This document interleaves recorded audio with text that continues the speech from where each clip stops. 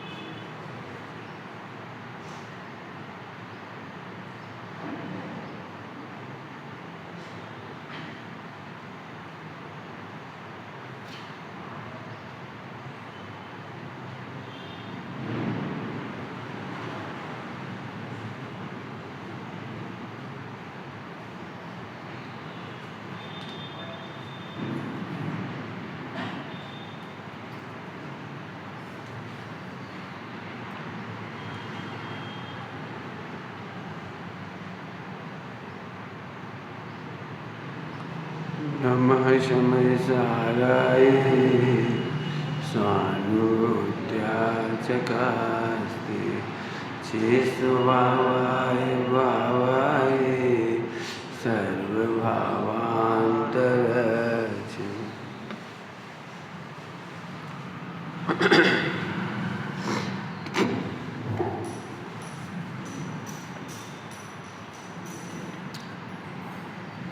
भवरोग की चर्चा चल रही है।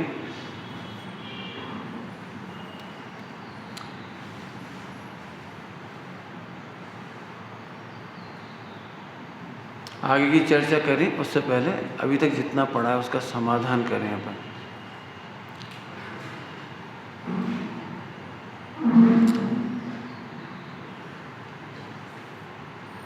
इच्छा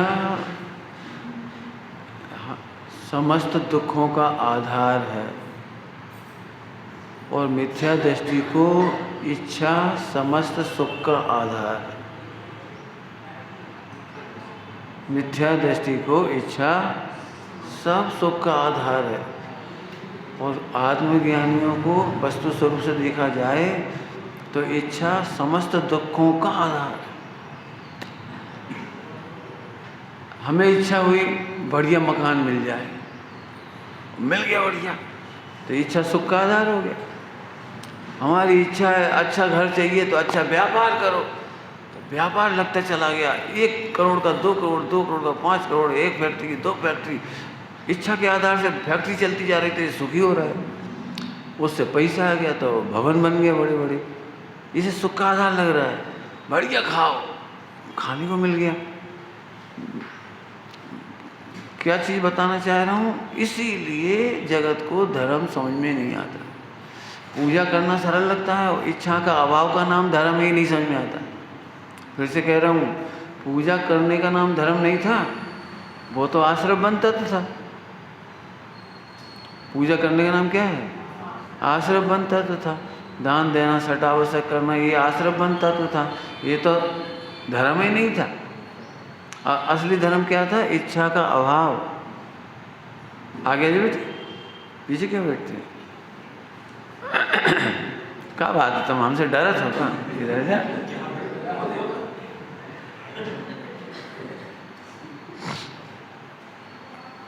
समझ में आई भी बात? थोड़ी पकड़ना, मेहनत करनी पड़ेगी। इच्छा की पूर्ति सुख लगता है, आइसक्रीम खाओ, होटल में खाओ, मजा आ गया। दिल्ली घूम आओ, अमेरिका घूम आओ, लंका घूम आओ, मजा आ जाता है। तुम्हें 24 घंटे मजे काय में से आ रहे हैं? इच्छा में से। भैया आज तो इच्छा के अनुसार बढ़िया माल बनो था, बढ़िया भोजन बनो था, आज तो समझ गए। पूरे विश्व को धर्म करना इसलिए कठिन हो रहा है, सम्यक दर्शन ज्ञान चाहिए इसलिए कठिन हो रहा है कि इच्छा समस्त दुखों का आधार है और विश्व को, मिथ्या दृष्टियों को इच्छा सब सुख का आधार है। इच्छा थी शादी कर ली, वाह मजा आ गया। मजा काय में से आया? देख लेना आप जितना भी है। इच्छा थी बच्चे हो जाएं, बच्चे हो गए, इसको झट लगता है। इच्छा पूर्ण में सुख लगता है और आचार्य देव कह रहे इच्छाओं के अभाव में सुख है। अब जमीन आसमान का अंतर है, जमीन आसमान का हमारी मान्यता में और उनमें। ये तो इसीलिए प्रवचन सुनने वाले आते क्यों नहीं हैं, पाठशाला में बच्चे आते क्यों नहीं हैं? कॉन्वेंट में इसी समय भीड़ लग रही होगी, स्कूलों में इसी समय भीड़ लग रही होगी। 25-25, 50-50 हज़ार की फीस चुका रहे, 1-1 लाख की, हाथ जोड़ रहे हो, 1-1 लाख रुपये दे के भी हाथ जोड़ रहे, हमारे बच्चा है पढ़ा दे। क्यों? इच्छाओं की। बेटे सेटिंग से नहीं आ रही, सेटिंग क्यों नहीं आ रही, आवाज़ नहीं आ रही मुझे, बात से नहीं होगा बेटे, हमें सिखा रहे थे। अब देखिए बिल्कुल आवाज़ नहीं पकड़ रही सर, सही करो, कैसे करो हमें नहीं पता। लीड बदल के देख ले, दूसरा मुँह लगा के देख लो, आई क्यों नहीं आई। क्रिया रूप धर्म समझना सरल है, व्रत पूजा पाठ, नियम संयम, पूजा पाठ, दान दो, तीर्थ यात्रा करो, ये समझना सरल है। लेकिन इच्छाओं के अभाव का नाम धर्म है, ये समझना बहुत कठिन। आप समझ में आए? इसीलिए सारे जगत में बच्चों को फीस दे करके भी इच्छा की पूर्ति कॉन्वेंट से होगी। हमसे ऐसे कहते थे लोग, भोपाल में पाठशाला पढ़ाते थे, तो बच्चे कम आते थे तो हम उनके पेरेंट्स से पूछते थे कि आप बच्चों को पाठशाला क्यों नहीं भेजते। तो पहले तो वही भेजना तो चाहते हैं, लेकिन कोचिंग जी वो पढ़ाई लिखाई आजकल बहुत है आदि आदि। तो हमने कहा भैया ये भी तो एक पढ़ाई है ना, जरूरी है ना, आत्मज्ञान की पढ़ाई भी तो जरूरी है, संस्कृति और संस्कार की ज़रूरत है। तो फिर वे बोले विद्यालय में पढ़ने से तो उसे नौकरी मिलेगी, पाठशाला पढ़ने से नौकरी थोड़ी मिलेगी, पैसा थोड़ी मिलेगा। थोड़ा हम एक कदम और आगे बढ़ा करके भी बोल दें, विद्यालय में जाएगा तो घर बसाएगा और पाठशाला में जाएगा तो घर तुम्हारी चक्कर में आ गए, वो ब्रह्मचारी त्यागी बन गए, मुनि बन गए, तो हमारा घर ही उजड़ जाए। ये भयंकर मिथ बैठे हुए हैं दिमाग में बिल्कुल।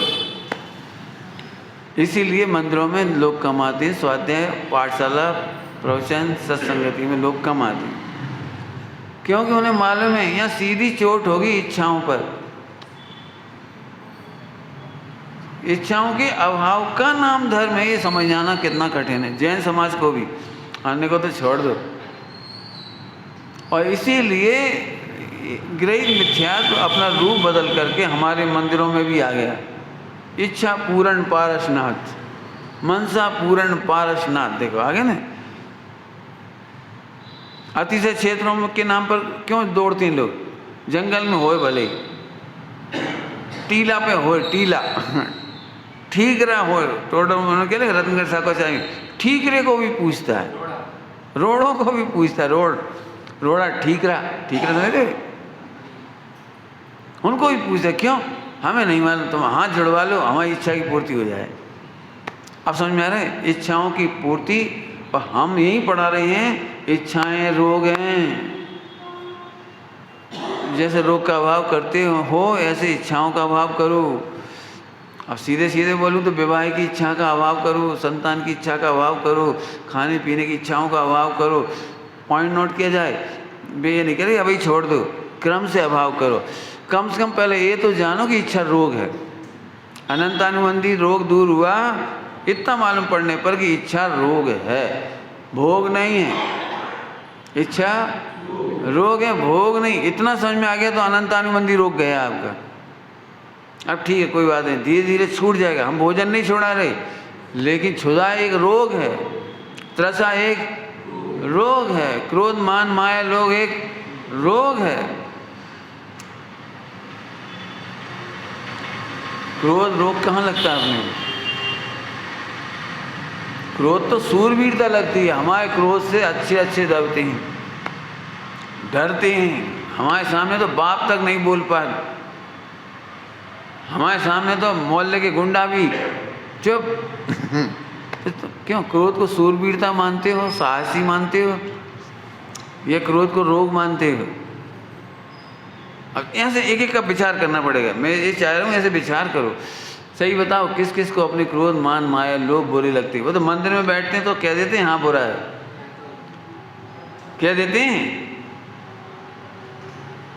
चारों कसाई इतना दुख दे रही है, हमें दुख ही नहीं समझ में आ रहा अभी, इसीलिए सम्यक दर्शन नहीं हो रहा। पॉइंट नोट करना, जो लोग इस भ्रम में है ना, आत्मानुभूति करो, ऐसे बैठो और ध्यान लगाओ और निर्विकल्प हो, वे उल्टे रास्ते पर हैं।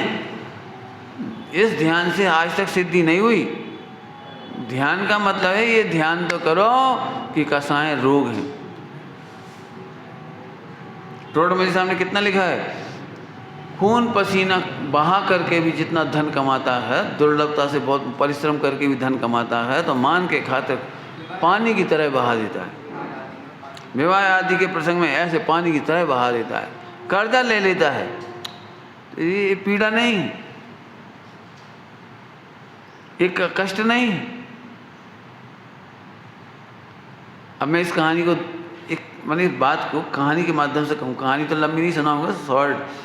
कल्पना करो तुम्हारे पास 100 करोड़ रुपए हैं और तुम बोले भैया हमें जो रसगुल्ला खाने, तो हमें 100 करोड़ इधर दो और रसगुल्ला ले लो, और तुम्हारी इच्छा की पूर्ति होगी, रसगुल्ला खाया और तुम मजा आओ, भैया मजा आएगा मजा। लेकिन 100 करोड़ ले लिए उसने, भले ये तो पता लगा। तो हम एक एक इच्छा के कारण अपनी प्रभुता खो रहे हो, केवल ज्ञान खो रहे हो, अनंत सुख खो रहे हो। एक एक इच्छा की पूर्ति में, पॉइंट पकड़ रहे हो, एक एक इच्छा की पूर्ति में।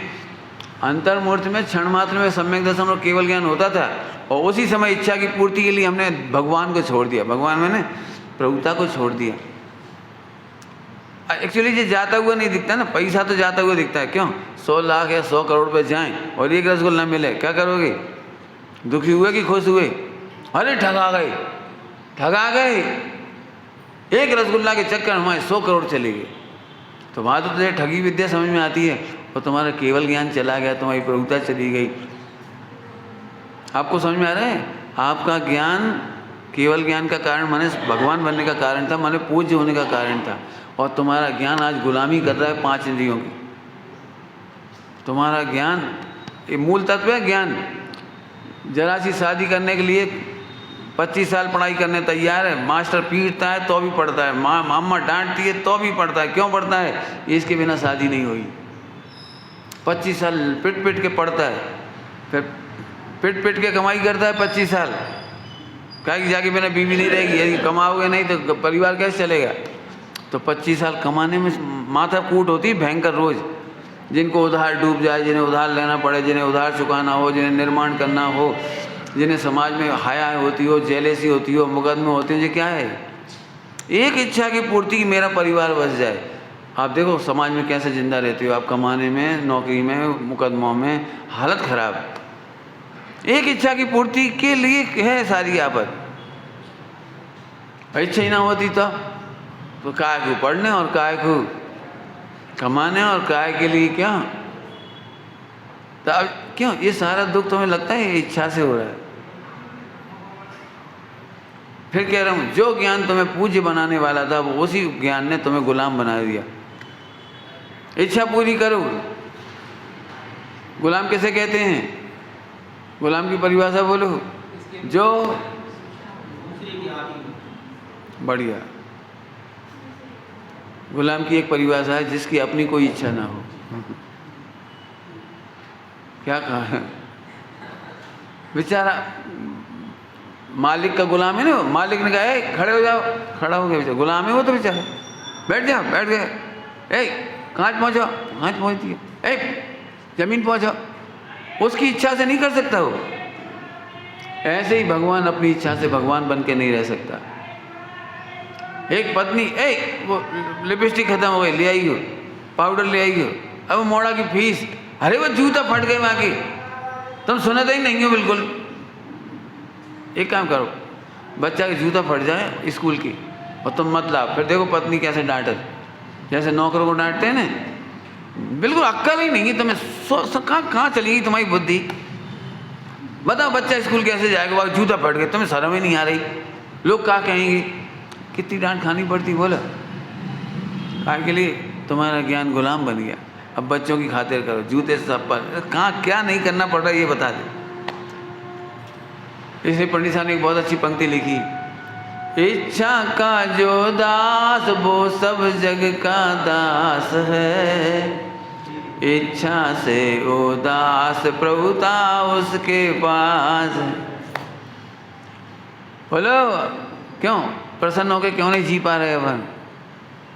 बोलो प्रफुल्लित हो गए, दौड़ पड़ो बिल्कुल पक्षियों की तरह, वन खंडादि में विचरो पशुओं की तरह। पशुओं की तरह मैंने स्वच्छंद, पशुओं की मतलब स्वच्छंद, मस्त रहो। इतना बढ़िया जैन कुल मिला, इतना बढ़िया मनुष्य भाव मिला, इतने देश शास्त्र गुरु मिले, आनंद करो। बात तो सही है पंडित जी, कहा कर बात ही सही रहेगी। मंदिर पूजा पाठ सब समझ में आती है पंडित जी, आत्मा से परमात्मा, लेकिन अब लेकिन लग गया क्यों? इच्छा का जो दास वो सब जग का दास है।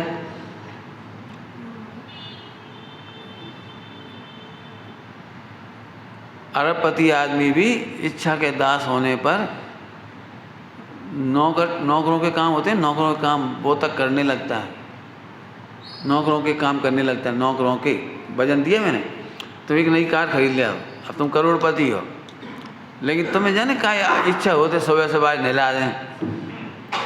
अब करोड़पति सेठ 10 रुपये दो तो एक नौकर साफ कर दे वो कार, कांच माच चकाचक कर दे 10 रुपया में। अब करोड़पति सेठ कितने रुपया वो काम कर रहा हो? करोड़पति सेठ 10 रुपये का काम, फिर बाद में टायर भी धो रहा, जहाँ लैट्रिन लग जात, गटर पे से निकल जात, सुअर की, कुत्ता की, गधा की लैट्रिन पे से निकलत पहिया नहीं निकल, भाई साहब कर रहा और बड़ा खुश हो रहा, चकाचक हो गए, चका चका समझ गए। अरे वाह, इतनी देर तू सुबह प्रक्षाल पूजा करता मंदिर में, समझ गए? तेरी एक इच्छा ने तुझे 10 रुपये टीका बना दिया सुबह सुबह, तू इंद्र नहीं बन पाया, सुबह सुबह इंद्र बन के पूजा प्रक्षाल कर रही होती। क्या है इच्छा? इच्छा समझो तो जरा। 3 लोग का नाथ बनता फेरे अनाथ, क्यों? इच्छा। संयोग का वियोग हो गया, इसमें लिखा ना, संयोग का वियोग होने पर फूट फूट करके रोता है। क्या करता है? छटपटाता दुखी होकर, देखो छटपटाता दुखी होए रोता, तभी छटपटाता है। अब पत्नी नहीं है, कुछ इच्छाओं की पूर्ति नहीं हो पा रही, तो पत्नी पत्नी, बच्चे बच्चे, मकान दुकान। जिन्होंने भरा पूरा घर देखा हो, भरा पूरा घर तो बहुत अच्छा लगता है। अब सबकी शादियाँ हो गई, वे सब चले गए, अब रहे अकेले आखिरी में खुद ही। फिर देखो इतना डिप्रेशन की बीमारी हो जाती है, अब कोई नहीं है, घर खावे तोड़ रहा हो, इतना बड़ो घर काट पे तोड़ रहा हो, कहीं अच्छा नहीं लगा, कदम कदम पे याद आती है, एक एक चीज़ देख देख के याद ही आ रही। कौन रुला रहा है जी? कौन रुला रहा है? बहुत कुछ कहने की इच्छा हो रही, इच्छा तो मैंने तो बहुत कुछ कह ही दिया, लेकिन फिर भी बहुत कुछ कह रहा हूँ। पूरा जैन शासन इच्छाओं के अभाव का नाम है। आपको पता है 4 लोग एक कमरे में नहीं रह पाते इच्छाओं के कारण, इच्छा के कारण तीर्थ यात्रा नहीं कर पाते। क्यों? इनके संग हम नहीं जाएंगे, ना बाजार में चना खा पाए, पंडित जी बिगड़ पड़े, बस हमने जरा चना खा ले लाई, चना की इच्छा तुम्हें सत्संग से दूर कर देती। हमने तीर्थ यात्रा में बहुत देखा, बहुत लोगों ने ऐसे ऐसे कर्म बांधे हैं हमारे साथ, बांधे हैं। शुरू में तो अच्छा लगता है, अरे पंडित जी के साथ जा रहे हो, अरे मजा आ जाए, अरे सम्य सिखो जी, अरे बढ़ गया। तुम जा नहीं पाओगे हमारे संग, क्या कि जैसे ही हमारे संग जाओगे तो रात को खा नहीं पियो, आलू प्याज की चाट ना खा पाओगे रास्ता में, कहीं अपने पत्नी के साथ सेल्फी नहीं ले पाओगे। चूल्हे में जाओ ऐसे पंडित जी सेल्फी ना ले पाए, बता समझ गए? एक इच्छा ने चूल्हे में पहुंचा दिया पंडित जी को।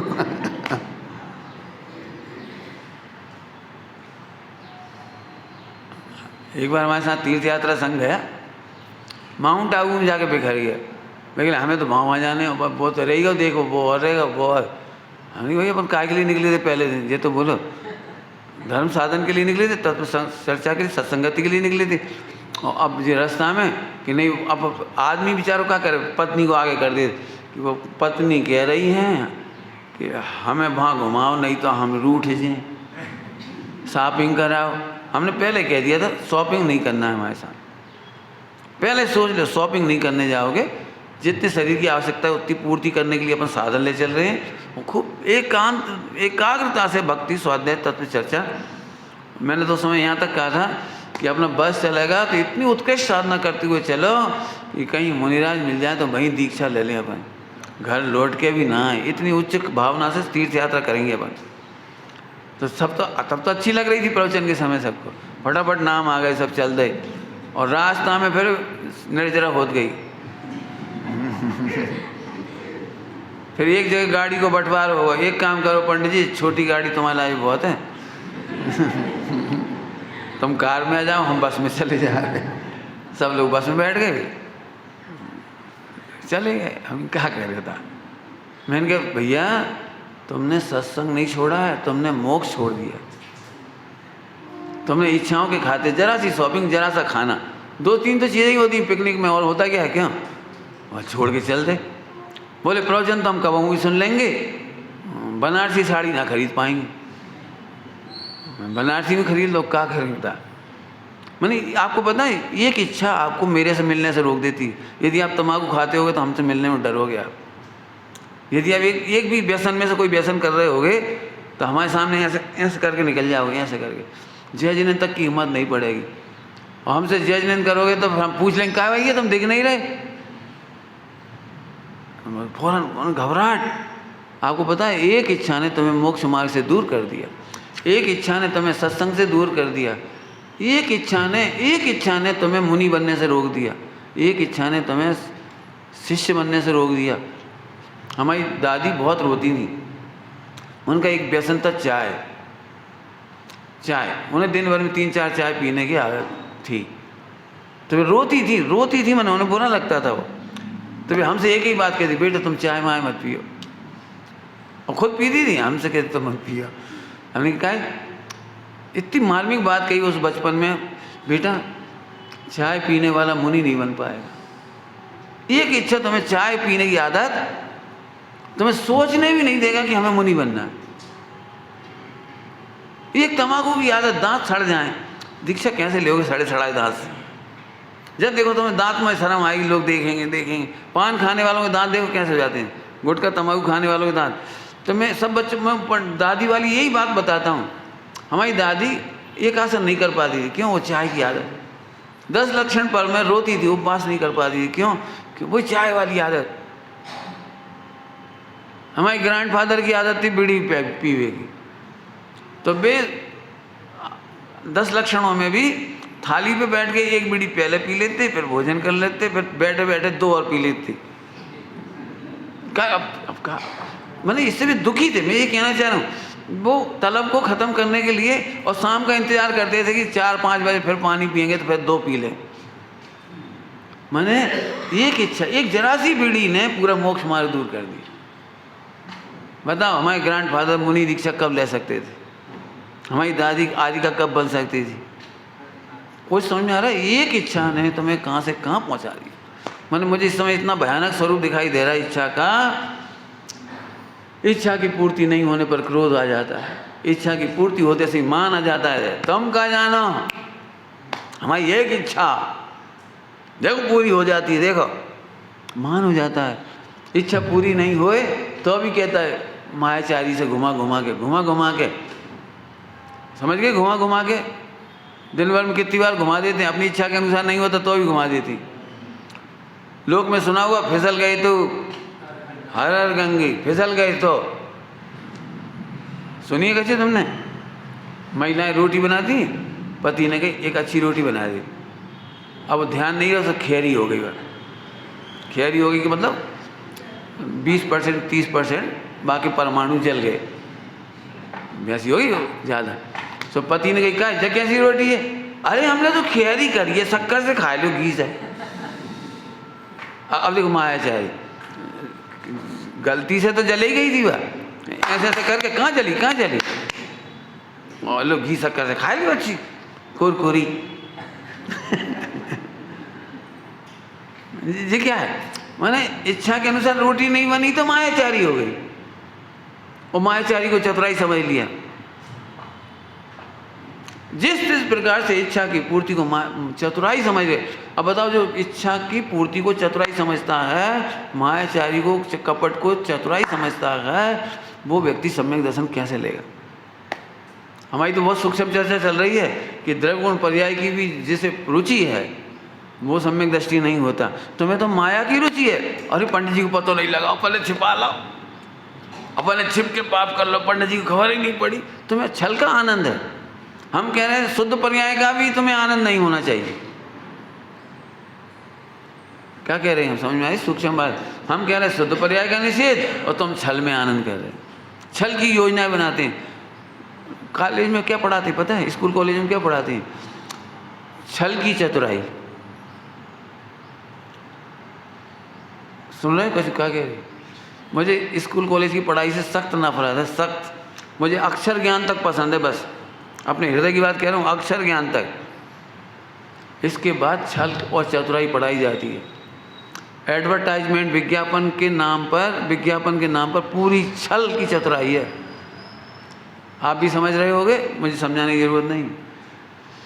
तुम देखते ना, कुकर में से निकलती है बढ़िया चना या कछु भी चावल, भाप उड़ रही है, तो कंपनी ने ओरिजिनल खुद बनाए, खुद उसकी वीडियो बनाने के लिए, तो वे तो हिलम हो गए सभी। जैसे खिले हुए चावल दिख रहे थे ना, वैसे नहीं थे वे। 4-5 बार बनाए उन्होंने वीडियो बनाने के लिए, जैसे हम वो खोलेंगे वो कुकर, तो एकदम खिला हुआ चावल दिखाई दे, लेकिन वो नहीं देखो। फिर उन्होंने कहा करो प्लास्टिक के चावल, और बाद में वो लगा के, वो क्या कहलाती तुम्हारी, कहाँ होती ग्लिसरीन वगैरह, जिससे चमकते हुए दिखाई दे एकदम चावल, प्लास्टिक के सफ़ेद भक्क चावल, ग्लिसरीन लगा के चमचमाते हो गई। और नीचे से वो क्या कहलाती है, पाइप लगा दी भाप की, पाइप में से भाप निकलती हुई, मैंने वो ऐसे, जैसे ही आपने विज्ञापन में देखा टीवी में, क्या चावल है वो 100% फ्रॉड है। वो जिसने वो पिक्चर बनाई उसने बताया मुझे, ऐसे चना, ऐसे वे सब ऐसे। अब जो सिखाया किसने? 25-50 पैसे का भी पानी नहीं है 1 लीटर, वो 1 बोतल, और 15-20 रुपये में बिक रहा हो। काहे कि वे क्रिकेट को मैच खिला रहे। आपको पता है लागत से भी कई गुना पैसा केवल विज्ञापन पर खर्च हो रहा है। एक पुस्तक चलती थी, मैं यहाँ कॉमर्स पढ़े वाले जो होंगे उन्हें याद आ जाएगी, सेल्समैनशिप, विक्रय कला। सेल्समैनशिप की परिभाषा में क्या लिखा पता है? विक्रय एक ऐसी कला है जो खराब से खराब माल को भी अच्छे से टिका देता है, ग्राहक को संतुष्ट करके टिका देता, बेच देता है। मैंने टिका तो हमने कह दे, इस कला का नाम है विक्रय कला। खराब से खराब माल हो और आप कितनी अच्छी बोलचाल व्यवहार से, के विज्ञापन से, लहजे से, मीठे बोल के, कैसे उसे बातों में लेके आप बेच दो, बस ये इसका नाम विक्रय कला है। एक उसमें लिखा है परिभाषा में, एक खराब दुकानदार अच्छे माल को भी अच्छे से नहीं बेच पाया, और एक अच्छा दुकानदार खराब माल को भी अच्छे से बेच देता है, माने ग्राहक को संतुष्टि कर देता है। पूरे फ्रॉड है, कपट है, मायाचारी पढ़ाई जा रही है। वकीलात में ये नहीं पढ़ाई जाती कि वकील जल्दी से जल्दी न्याय कैसे दिलाए, जज कैसे जल्दी न्याय दिलाए। आप जाके देख लो, एक जरा सी मुकदमा, जरा सी, वो वकील खुद ही कहता है थोड़ा शुरू में, बस 2-4 पेशियों में निपट जाए, ज़्यादा कछु नहीं है, प्रॉब्लम कछु नहीं है। और फिर देखो 10 साल लटक गए, 20 साल लटक गए, देखे होंगे तुमने।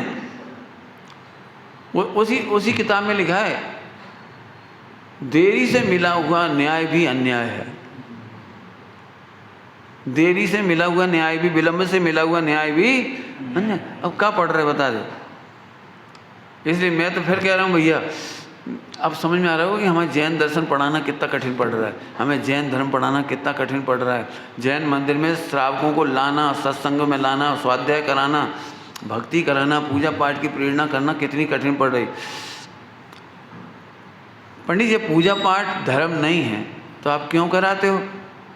पूजा पाठ बिल्कुल नहीं कराना चाहिए। प्रश्न हो सकता है जी, क्यों? क्योंकि हमारी धर्म तो अभी क्या बोला था, इच्छाओं का अभाव। तो हम तो इच्छाओं का अभाव करें और पूजा पाठ व्रत उपवास क्रियाकांड ना करें शरीर का। इसका उत्तर सुनना ध्यान से। ये पूजा पाठ व्रत उपवास भी तुम्हारी इच्छाओं के अभाव के लिए, इसलिए उपचार से धर्म है। आप इतनी देर यहाँ आ गए, इस 1 घंटे में चाय की इच्छा नहीं होगी, इस 1 घंटा में नाश्ता की इच्छा नहीं होगी, इस 1 घंटा में सप्त व्यसन की इच्छा नहीं होगी। इतनी देर में आपने 1 घंटा में कितनी इच्छाओं का निरोध किया। इसलिए स्वाध्याय करना भी धर्म है, पूजा करना भी धर्म है, प्रक्षाल करना भी धर्म है, उपचार से। क्यों? काय का उपचार किया अपन ने? इच्छाओं का निषेध हुआ है। बोलो, अभी टेलीविजन के सामने बैठे होते तो राग द्वेष कर रहे होते, मोबाइल में कछु देख रहे होते तो राग द्वेष कर रहे होते। तो वो इच्छाओं का अभाव करने का ही कारण होने से व्यवहारिक धर्म को भी धर्म ध्यान कह दिया। पूजा पाठ व्रत उपवास को धर्म ध्यान कहा है। आप बोलो भाई, इच्छाओं की बात समझ में आ रही? मैंने तो इतना सारा कह दिया, आप लिखोगे ना पूरा, एक नक्शा खड़ा होगा पूरा का पूरा। क्रोध मान माया लोभ हो गया, ऐसी इच्छाओं की पूर्ति करते रहना चाहता है ये लोग। क्यों? एक बार में पैसा से सफल हो जाते कमाने में, तो फिर क्या चाहते हो? लोभ बढ़ जाता है। एक बार मैं किसी को समझाऊँ, वो समझ जाए, प्रवचन करूँ और अच्छा प्रवचन हो जाए, तो लोभ खड़ा हो जाता है। ये भगवान, मेरी तो यही इच्छा है कि ऐसे ही प्रवचन से खूब ग्राहकों उनको श्रोताओं को जोड़ता रहूँ, धर्म प्रभावना करता रहूँ, पूरे देश में जाता रहूँ। जो लोभ हो गया, तो लोभ का अभाव कैसे होगा? लोभ का अभाव बता दे रहे, लगा लेना। आहा, अच्छा प्रवचन तो वही है जिसमें मुझे अच्छा आत्मा समझ में आया और समा गया। कौन ने कह दिया अच्छा प्रवचन उसका नाम है जिसमें भीड़ आ गई? अच्छे प्रवचन की परिभाषा, हाँ, अच्छा आत्मा समझ में आया और उसी में समा गया। ये था अच्छा प्रवचन। ये अच्छा प्रवचन थोड़ी है सारी दुनिया को समझाते रहे हो, लाखों की भीड़ जोड़ते रहे और इसीलिए भटकते फिरोगे हो। क्यों? कि तुम्हारी प्रवचन से भीड़ लगती है और लोगों को बढ़िया फायदा, 4 रोटी खवाओ और भीड़ जमाओ, और तुम चले गए तो धर्म गए। भाई तुम गए तो धर्म गए। अब कल हम यहाँ से चले जाएंगे, भीड़ चली जाएगी, बस खत्म। तो भीड़ का नाम धर्म है क्या? समझना। अच्छा प्रवचन करने की इच्छा भी लोभ में कन्वर्ट हो जाती है। बहुत ग्रंथ पढ़ करके भी एक इच्छा है, ख्याति लाभ पूजा दी चाह माने इच्छा, ख्याति लाभ। बहुत ग्रंथ पढ़ करके भी इतना सा भी धर्म नहीं होता, क्योंकि एक इच्छा है, सबको पता लग जाए हमें इतने ग्रंथ आते हैं, इतने ग्रंथ याद हैं, इतनी बढ़िया शैली है और कितने बड़े बड़े हमारे फॉलोवर हैं। एक आध बार राष्ट्रपति आ जाए तो फिर लोग हो जाते हैं, 2-4 बार हो रहे हैं, 2-4 फोटो और खिंचवा ले। तुमने देखा कभी? क्यों? विराट कोहली के साथ कितने फोटो खिंचवाओगे आज यदि मिल जाए तो? एक से पेट थोड़ी भरेगा। लोभ हो जाता है। आपने देखा हो ऐसे त्यागी व्रतियों को, फोटो लाइक घूमत, देखो खिलाड़ी के साथ, एक बार हम उनको साथ, मंत्रियों के साथ, ऐसा कहकर क्या कहना चाह रहे हो? मंत्रियों के साथ तुम्हारा फोटो या तुम्हारे साथ मंत्रियों का फोटो? कुछ कहा हमने? क्या कहा? तुम्हारे साथ मंत्रियों का फोटो या मंत्रियों के साथ हमारा फोटो? इनमें गधा कौन है और घोड़ा कौन है? तुम खुश हुए तो तुम गधा हो, हम खुश हो रहे, ये वाले फोटो तो ही लगा दिए, सब पता लग जाए सुमन प्रकाश जी के पास। क्यों? सोचो शांति से। हम गहनों को देख करके प्रसन्न हुए तो हम कमजोर कहलाए। गहनों से हमारी शोभा नहीं है, हमारे से गहनों की शोभा है। मुर्दे को गहने पहनाए गए और आत्मा नहीं है। बोलो कैसा लग रहा है तुम्हें? मुर्दे को गहने पहनाए गए, कैसा लग रहा है? अरे भैया फोटो खींचो, सेल्फी ले लो। कौन लेगा? बोलो। ये बात हमें भी नहीं समझ में आती थी, पंडित साहब ने एक बार प्रवचन में कही, इतना बढ़िया मंदिर बनाया, इतनी बढ़िया वेदी, अब भगवान जच रहे हैं। क्या कह रहे? भगवान की शोभा बढ़ गई। देखो कितना बढ़िया सोना चांदी चित्राम, और क्या बढ़िया जगह जगह कलू काका लगा दे तुमने डिजाइन, कंगूरा मंगूरा, और ऐसी बढ़िया संगमरमर। भगवान भी खुश हो रहे होंगे कि भक्तों ने कितना बढ़िया मंदिर बना। अब भगवान भी जम रहे हैं काहे सोना चांदी के तुम्हारे। तो पंडित साहब ने कही थी ये बात, तो पंडित साहब ने कहा एक काम करो, तो वेदी पर भगवान विराजमान मत करो, फिर देखो। क्या कह रहे? वेदी पर भगवान विराजमान मत करो, अब देखो छत छबर भामंडल कैसे लग रहे। बोलो पूरा मंदिर कैसा लग रहा है, बोलो। तो अब हम आपसे पूछ रहे, तो श्री जी के विराजमान होने से इन सब की शोभा बढ़ी या इन सब से श्री जी की शोभा बढ़ी? लेकिन बुद्धि में नहीं आती है हमें। हमें ऐसा लगा था आज हमने छत चढ़ाओ तो भगवान जच रहे। क्यों? कपड़ा पहनने से हमारी शोभा बढ़ी या हमसे कपड़ों की शोभा बढ़ी? बुद्धि बिल्कुल मिथ्यात है, समझ में आ गया? मिथ्यात है। सोचो जरा। तो इच्छाओं की पूर्ति में चार कसाई, अभी चार कसाई विपरीत है, जितनी बड़ा उतनी कम है। अभी बता दिए ना, लोभ बढ़ जाता है, माया को चतुराई समझ लेता है, अहंकार को दीनता में बदल लेता है। क्या चार कसाई के बिना नहीं रह सकते हम?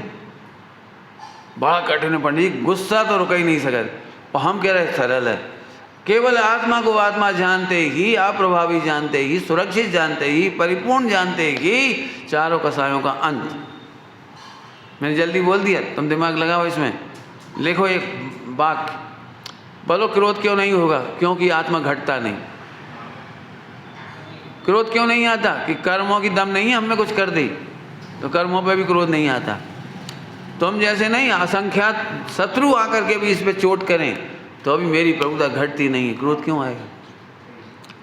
और क्या चीज़ आ जाए कि मेरी शोभा बढ़ जाए तो वो नहीं बढ़ता, नहीं घटता, नहीं बढ़ता, नहीं जन्मो नहीं मरता, नहीं घटता। बताओ क्यों होगा? लोभ क्यों होगा? जब बढ़ता ही नहीं जाए तो लोभ क्या क्यों होगा?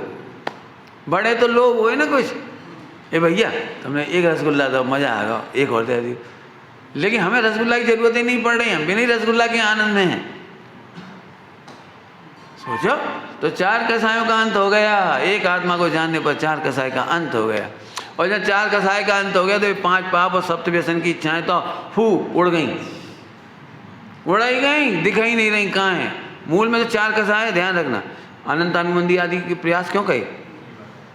इसीलिए तो कहे चार कसाय हुई, पांच पाप अब तुम्हें जो नहीं छोड़ने पड़ेंगे, चले गए कैसे, कहाँ चले गए? बहुत सरल है।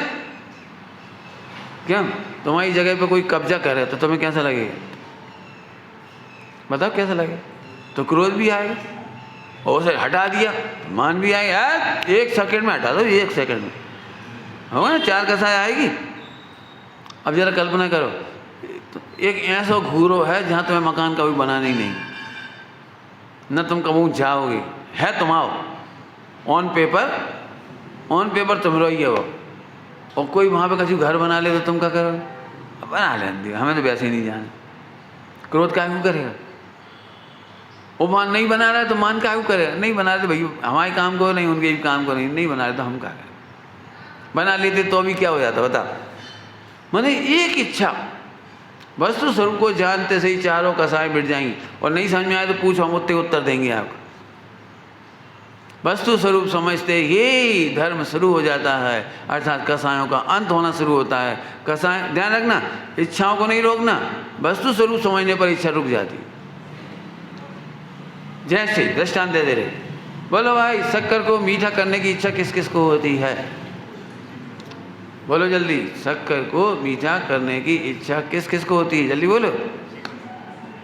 नहीं होती, क्यों? हाँ, शक्कर का स्वरूप जानने वाले को इच्छा उत्पन्न होती नहीं। आत्मा सुखमयी है, सुखमयी है। अभी तुम सुख नहीं समझ में आता, हमें पता है। तुम कसाय को सुख समझते हो, तुम कसाय को सुख समझते हो, इसलिए कसायों में आनंद आता है। पूर्ति होने पर तुम्हें आनंद आता है। इसकी चर्चा भी याद दिला देना, मैं कर लूँगा थोड़ी सी अभी। हाँ, बहुत गहराई की बातें हैं, थोड़ी सी समझ में आ रहा है? आत्मा का सुख नहीं समझ में आता है। ध्यान से सुनना, आत्मा का कुछ बिगड़ा नहीं है, ये सुख नहीं है। नहीं समझ में आई? सुख माने ये थोड़ी ये तो कसाय है, क्या होती है? क्यों? महावीर भगवान को केवल ज्ञान हुआ, आनंद सुख प्रकट हुआ। तो जैसे तुम वर्ल्ड कप जीतने की बात करते हो, तो फिर महावीर भगवान ने भी ऐसे किया हो, अरे अनादिकाल का मिथ्या गायब, सम्यक दृष्टि हो गया, अरे केवल ज्ञान हो गया, ऐसे कैसे? सुख ऐसा ही होता है। सुख शांत होता है, सुख निर्विकल्प होता है, निराकुल होता है, सुख में सच्ची समझ होती है। मैं आपको एक दृष्टांत ही देता हूँ और मेरे पास कोई रास्ता नहीं। देऊँ दृष्टांत देऊँ? यहाँ पे दो आदमी बैठे तो सब ही हैं, लेकिन दो आदमी के दृष्टांत दे रहे, दो, और दोनों का एक जैसा व्यापार है, एक जैसा व्यापार, एक जैसा काम धंधा है, और उनमें से एक आदमी की यहाँ रेट पड़ गई। रेट समझते हो? रेट पड़ गई एक आदमी की यहाँ, तो एकदम घबरा गया वो। समझ गए वो कितना दुखी होगा रेट पड़ने पर। जिस प्रकार घर पहुँचा और फिर सब सेटिंग कर करा के, सेटिंग तो समझते ही होगी, तो सेटिंग करके बड़ा प्रसन्न हुआ। भैया पार्श्वनाथ भगवान की असीम कृपा है, बड़ी शांति मिली, बड़ी शांति मिली भैया, 25,000 में दे दा के। मैं आपसे एक बात पूछ रहा हूँ, दूसरा आदमी बैठा हुआ है, ना उसके यहाँ रेट पड़ी, ना वो घबराया, ना रोया, ना घर गया, ना 25,000 की सेटिंग करी। इन दोनों में से तुम्हें सुखी कौन दिख रहा है? बोलो,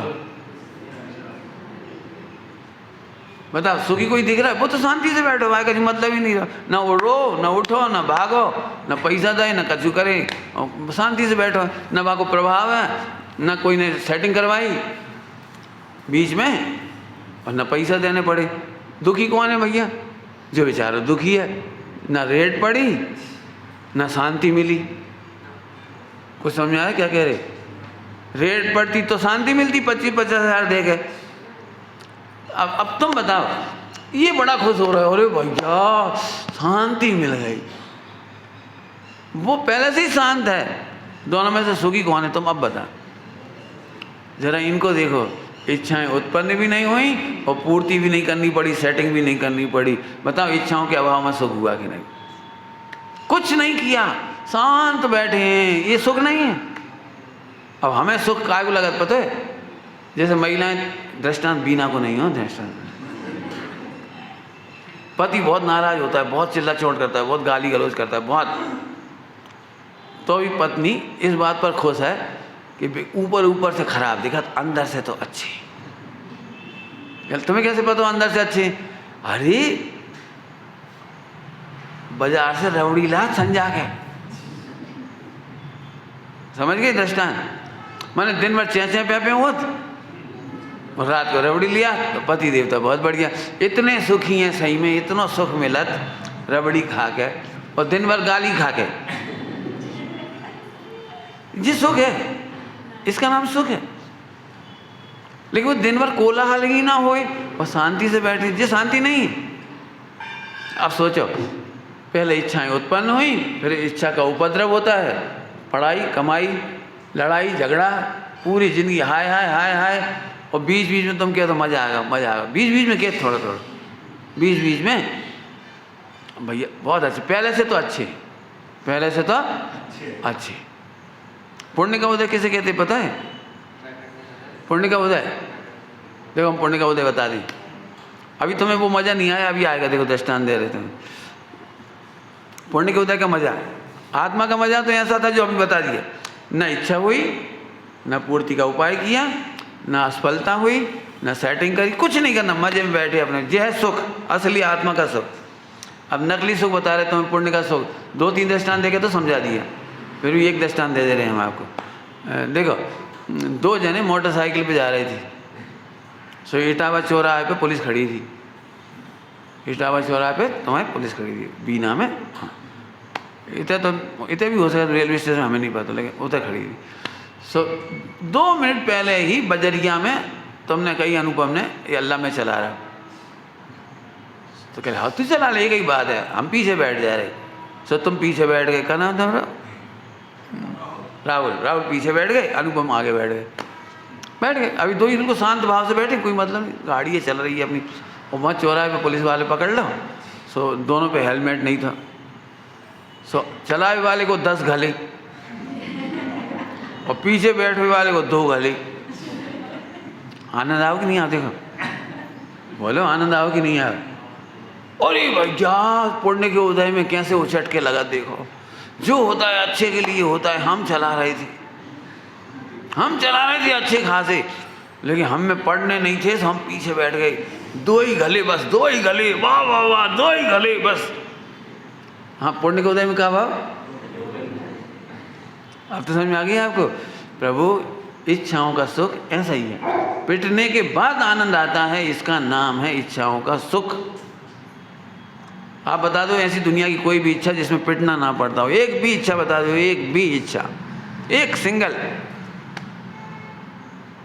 पहले पिटते हैं फिर सुखी हो जाते हैं। मोड़ा मोड़ी कितने परेशान करे बोलो घर परिवार में। हो सकता है पिताजी को इसका अनुभव कम हो, अम्मा 24 घंटा देखत मोड़ा है, तो ऐसी तकलीफ होती, पूरे एक ही बच्चा को पाल गए, लेकिन फिर जैसे ही थोड़ा पढ़ के पास भाव, रिजल्ट अच्छे भाव, हाँ हमरो राजा, जरा हम राजा हो। साल भर चिल्ला चोट होती रोज, पढ़ पढ़ पढ़, सारे दिन भर ऊधम पट्टी देखते हैं उसके, शैतानी देखते हैं उसकी, और फिर जरा कैसी होगा, हाँ हम मोड़ा। हाँ दूसरा डायलॉग बोलो, हम मोड़ा वो तो खराब नहीं है, उनको तो देखो, तो सुख काय में हो गया, इनमें 10 पड़े उन्हें तो देखो, उन्हें, हमें तो कम ही पड़े।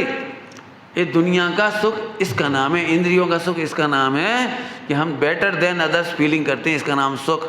अब बोलो भैया तुम्हें कौन सा सुख चाहिए।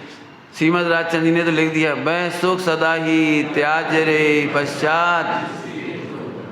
अब जब तक आप इतना विचार नहीं करेंगे तो जिनवाणी अंदर नहीं जाएगी। इसलिए आप देख रहे होंगे कि बहुत पढ़ने पर भी इस तरह का जो 1 घंटे का भी अपन ने चर्चा की, ये विचार ना करने से हम जहाँ के तहाँ रह जाते हैं, हमारी क्रियाकांड स्थूल रह जाती है। हम कभी अपनी पीठ ठोक लेते हम बहुत बढ़िया धर्मात्मा, और कभी जब देखते हैं तो अरे भैया हमसे बड़ो पापी कोई नहीं, ऐसे चलता रहता सारा। अब देखो इच्छाओं से क्या क्या हुआ। इच्छाओं में अनुकूल चाहने की इच्छा बता चुका हूँ, प्रतिकूल ना हो जाने का भय, ना हो जाए मेरी चिंता, कर्तत्व भोक्तत्व, अभी लगाते जाना आप, इसमें से लिख कर नक्शा बनाओ कि आज की चर्चा में कितनी बात बताई पूरी। ठीक, अब हम आगे चल रहे इसमें से। भाग्य से वेद सच्चे हैं तुझको मिले, चर्चा आज अब यहाँ से प्रारंभ होगी। भाग्य से वेद सच्चे तुझे हैं मिले, और वेद विज्ञान बूटी की औषधि है ही, मेहनत करनी पड़ेगी, चर्चा करेंगे। वेद विज्ञान की बूटी औषधि है, और क्या है, उसका सेवन करो समता रस साथ में, वो चाशनी समता के साथ सेवन करो, करेंगे इसका।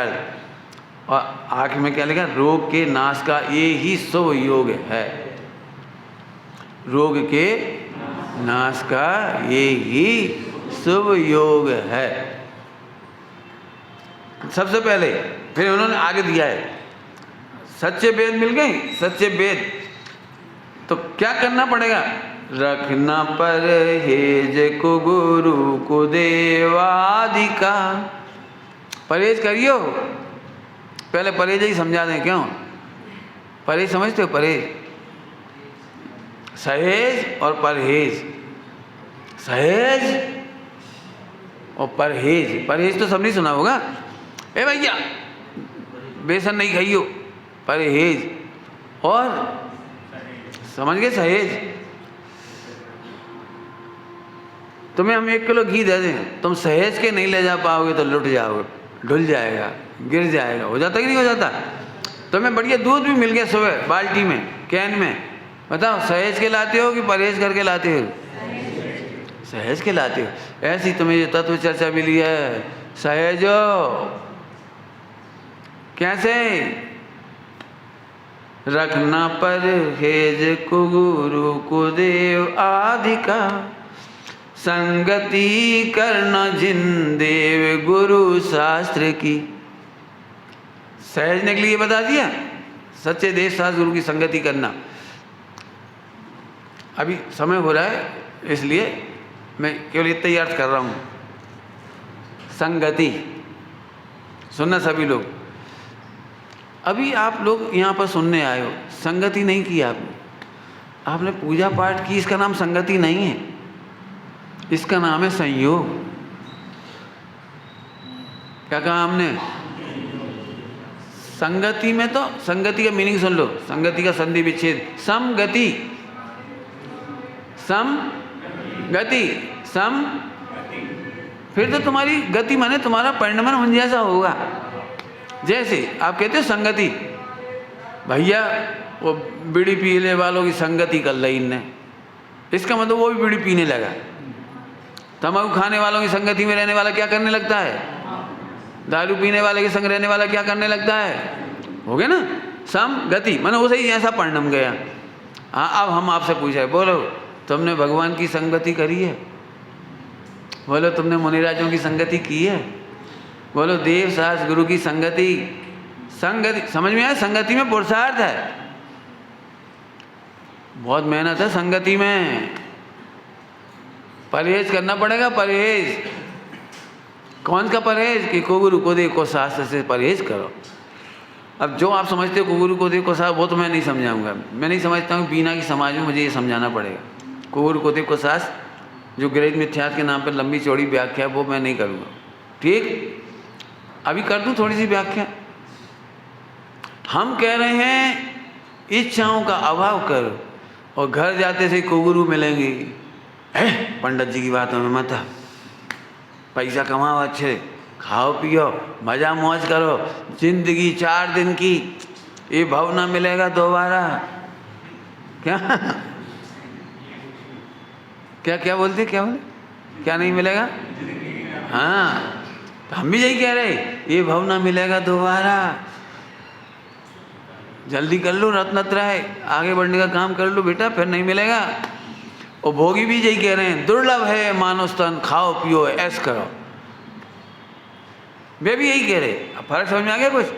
कुगुरुओं से बच के रहो। कुगुरु मने, कुगुरु की अच्छी परिभाषा बोलोगे कोई? कुगुरु की परिभाषा हम बोल दे रहे, जो 5 इंद्रिय के भोगों का पोषण करे उसका नाम कुगुरु।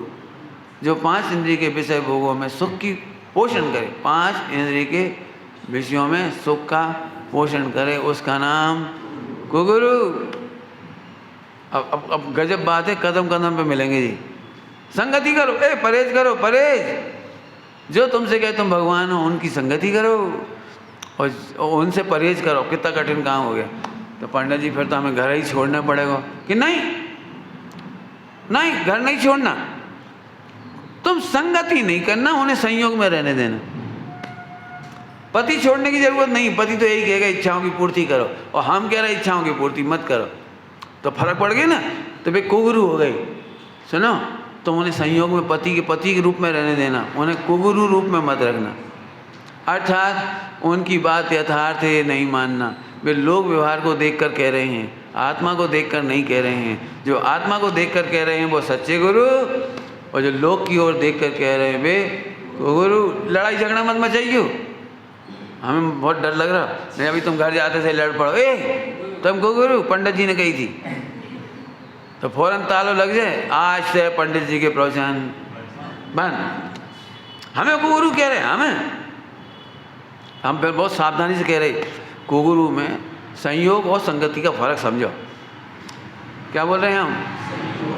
संयोग और संगति का अंतर समझो। बोलूँ आपको, जब तुम्हारी दृष्टि खराब होती है, तुम अच्छे संयोग को भी कुदेव बना देती हो, सच्चे देव को भी तुम कुदेव बना देती हो। क्या बोला? क्या बोला? रणगढ़ साहब का आचार्य जी में लिखा है, हर किसी को देव मानना नहीं और सच्चे देव को भी चाहे जैसे मानना नहीं। क्या बोला हमने? चाहे किसी को देव मानना नहीं और सच्चे देव को भी चाहे जैसा मानना नहीं। अंतर समझ में आ रहा है कुछ? खोटा दृष्टांत दे दें, हर किसी को अपना पति नहीं मान लेना और अपने पति को भी चाहे जैसा नहीं मान लेना। ये तो समझ में आ गया होगा। हर किसी को पति नहीं मानना, ऐसे हर किसी को देव नहीं मानना और अपने देव को भी चाहे जैसा नहीं मानना। इस पे अपन थोड़ी मेहनत कर रहे, 2 मिनट कर ले। जैसे तुम उधर जाकर के बच्चा मांगते थे, यहाँ से महावीर जी में जाकर बच्चा मांगने लगे, तो तुमने अपने सच्चे देव को भी चाहे जैसा मान लिया। जैसे कोई स्त्री अपने पति से बोले, ए इतिया पप्पू की चड्डी बना दो, जल्दी कर, तो आपको कैसा लग रहा है? अरे पति से ऐसे बोलो, सुन बाजार जा रहे सब्जी ले आइयो, बोलो कैसा लगेगा आपको? पति से चाहे जैसा नहीं बोलो। ऐसे अपने सच्चे देव से भी वीतरागता के अलावा भगवान को भगवान रहने दो। बता दूं, जब गांठ साठ समझते, साठ गांठ, तो कई बार जब अपन अपराध में फंस जाएं, कहीं हो जाए गलत काम करके अपन फंस जाएं और जेल जावे को नंबर आए, ये कोई इंसल्ट होए, तो झट भगवान के पास आके साठ गांठ कर, देखो भगवान यदि हम बच गए, या हमें इज्जत हमारी बच गई और जेल नहीं गई, तो पक्को विधान तुम आओ और हम छत्र भी चढ़ाएंगे 100 ग्राम को चांदी को, 100 ग्राम को छत्र भी चढ़ा देंगे। मैंने पहली बार हस्तिनापुर में देखे, वो छत्र बिक रहे थे, बिक नहीं रहे थे, मैंने चढ़ा बिकला जी, रखे रहे थे ऐसे खूब सारे। हमने सोची अपन एक आध ले लें, अपने खनिया दाना में लगा देंगे अपन एक आध। तो हमें कितने को है, हमें नहीं मालूम थी रेट मेट, तो हमें कितने को है, एक अच्छा छत्र अपन ले जाए खनिया दाना में लगा देंगे। तो बोले कितने को चाहिए तुम्हें? उन्होंने कही कि नहीं हमें चाहिए नहीं, हमें तो कितने को ये बता दो, तो हम ले जाके अपने घर में खनिया दाना है जो वहाँ मंदिर, वहाँ हम लगा देंगे। हैं वहाँ के लाजे नहीं है, अरे छत्र चढ़ाने इतने चढ़ाए चाहे करके देखना तुम लोग भी वहाँ, क्योंकि उसने मुझे रेट बताए थे, 11 रुपया को भी है, 21 को भी है, 101 को भी है, 201 को भी है। तो हमने कहा 11 रुपया कौन सा है जो वाला, तब जी 11 रुपये ले, हम ले जा रहे हैं। समझ गए होगे? वो तो सब कितनी गंदी 60 गांठ, कितना फ्री फिक्स मैच है। भगवान के लिए कुछ नहीं है, ए भगवान तुम चुप, लगाएंगे हम उतार लीजिए, रीसेल क्या है ये कहीं छत्र 1000 बार चढ़ गो शांतिनाथ भगवान पर, और शांतिनाथ भगवान अनाथ असहाय वही भरा जाएगा। क्या कैसा पुण्य है जी, कैसा क्या है जी, व्यवहार क्या है? सच्चे देव को भी चाहे जैसा मान रहा है। अपनी 60 गांठ, भगवान बोलो छत्र चाहिए, वहाँ काम करा दो। जैसे रिश्वत देते ना किसी को, रिश्वत कलेक्टर साहब सोच लो 1 करोड़ मिल जाएगा आपको, बोलो काम करा दो। कलेक्टर को तुम 1 करोड़ दोगे तब दृष्टांत, हमें कोई मतलब नहीं। हम तो कह रहे तुमने भगवान को पप्पू समझ लिए। भगवान को पप्पू समझना समझते हो? छोटा सा बच्चा काम नहीं करे तो झट उससे कहो टॉफी, ओके टॉफी, लॉलीपॉप, जल्दी करो जल्दी। ये क्या है? बच्चा झट कर देता है, क्या लॉलीपॉप मिल जाएगी। आप भगवान को क्या लॉलीपॉप दिखा रहे हो छत्र की? भगवान को छत्र नहीं मिले होंगे, क्या 100 इंद्र ऐसे ही आगे बेचारे, क्यों भामंडल नहीं मिला होगा उन्हें, सिंहासन नहीं मिला होगा। पढ़ के देखो भक्तामर में कैसे सिंहासन है, पढ़ो कैसे चवर है, तुम क्या चवर करोगे। अब समझ में आ गया? सच्चे देव को भी चाहे जैसा नहीं मानो। इसलिए संगति और संयोग का अंतर है। आपको अनंत बार समोसरण का संयोग मिला है, संगति मिल जाती तो तरह ही जाते। आगे समझ में आया? इसके लिए आपने कहावत सुनी होगी हिंदी में, दिया तले अंधेरा। जिंदगी भर पूजा करते रहे, जिंदगी भर मंदिर बनाते रहे, जिंदगी भर बेदी बनाते रहे, जिंदगी भर बेदी सजाते रहे, जिंदगी भर सारे व्रत उपवास नियम संयम विधान करते रहे, करोड़ों रुपया खर्चा कर दिया, खूब व्रत उपवास कर लिए, लेकिन दिया तले क्यों?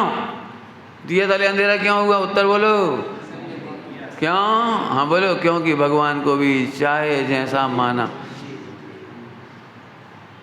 पहले ज़माने में एक गाना था, भगवान से कहता मेरे काम करवा दो, भगवान से कह रहा मेरे काम करा दो, और फिर कह रहा यदि तुमने मेरा काम नहीं किया तो कर दूंगा बदनाम। सुना है, पुराने ज़माने का गाना है क्या? तुमसे भी मुझको पड़ गया काम, मेरी विनती सुने तो जानू, हे राम मेरी विनती सुने तो जानू, और यदि काम नहीं हुआ तो कर दूंगा बदनाम। बहुत बढ़िया। मैंने तुम क्या समझ रहे भगवान धमकी में आ जाएंगे? ब्लैकमेल धमका दो भगवान गए करा दियो, नहीं तो समझ लियो। हाँ क्या है, समझ गए? सच्चे देव को भी, सच्चे देव से भी झूठी आशाएं मत करो, हमें पास करा देना, हमारा व्यापार अच्छा चलवा देना, हमारा फला अच्छा करा देना। समझ में आ रहा है कुछ? बोलो भाई, सच्चे भगवान किसे कहना? अंतिम बात है, सच्चे भगवान किसे कहना? जो तुम्हारी गलती पर तत्काल दंड दे दें, वे अच्छे भगवान हैं, या तुम्हारी गलतियों को छिपाते रहें, वे अच्छे भगवान हैं? बोलो भाई, कठिन पड़ेगी, बोलो। तुम्हें गलती हुई हो, फौरन फंस गए, रेट पड़ गई, जापा लग गया, फला होगा, बढ़िया रही, समय से बच गए, और 10-50 साल तक होते तो क्या होता? सोचो क्या होता, सोचो, बहुत बढ़िया हुआ। और इसीलिए धर्मात्माओं के संकट जल्दी आते। जैसे अभी मैं गलती करूं, तुम बोतल में पानी पी लो तो तुम्हारी बदनामी नहीं हुई है, और हम बोतल में कुआ को पानी बिल्कुल अट पैरा, खराब नहीं, बोतल भर तुम्हारी ये प्लास्टिक वाली है पेप्सी की, भाई हमने 50 बार कुआ के पानी से धो मांज ली बढ़िया, उबले पानी से, और उबलो पानी धल लो, और हम पिए। बोलो भाई, तो तुम में से जो सबसे हल्का आदमी भी होगा ना, हल्का आदमी भी, वो बाहर खड़े खड़े हमारी वीडियो बनाएगा, ओ पंचम काल के ब्रह्मचारी, देख लो धर्म कहाँ से कहाँ चलोगा। भाई ऐसी क्या बात हो गई? पहले पूछो तो, बोतल नहीं खराब है, बस प्लास्टिक की, और भाई हमने 50 बार मांझ धो लो, और फिर ओवलो पानी भरा, और फिर अपने ही पानी पी रहे। कहा जाए खरीद खराबी है?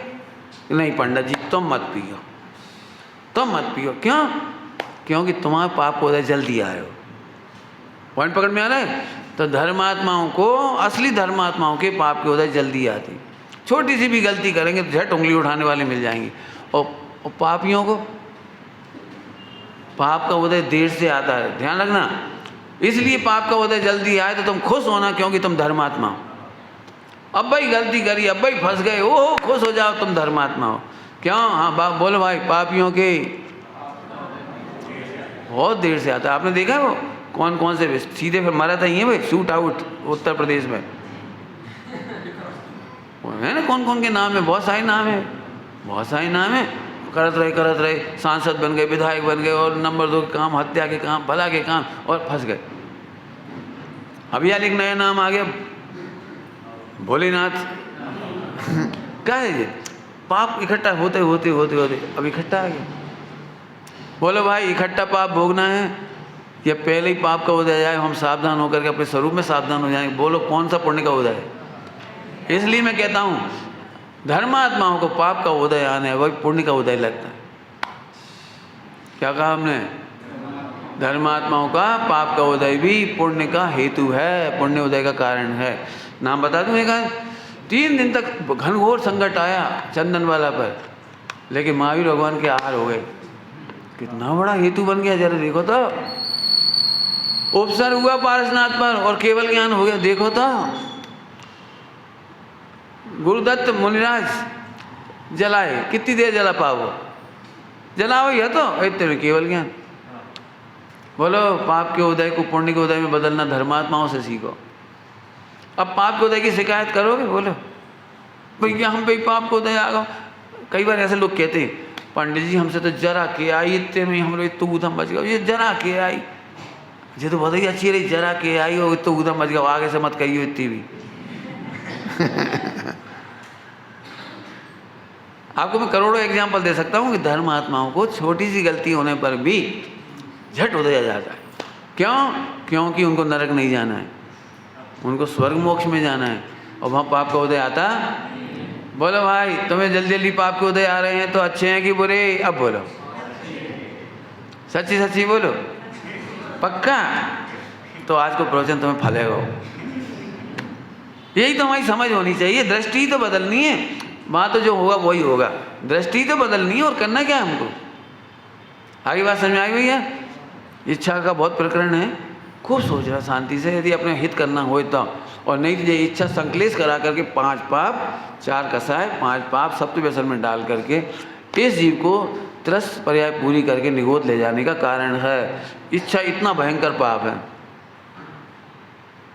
इतना भयंकर है। पंडित साहब से ने भावना लिखी बहुत अच्छी, मेरी भावना। तो पंडित साहब ने उसमें लिखा है, यही भावना है, होवे अंत भावनाओं का यही भावना भाता। क्या कहा? होवे अंत भावनाओं का यही भावना। हम काय की भावना भा रहे हैं? समझ गए सब लोग? विचार करना। टाइम नहीं बेटा, टाइम भी हो गया, टाइम हो गया। ओम नमः शिवाय।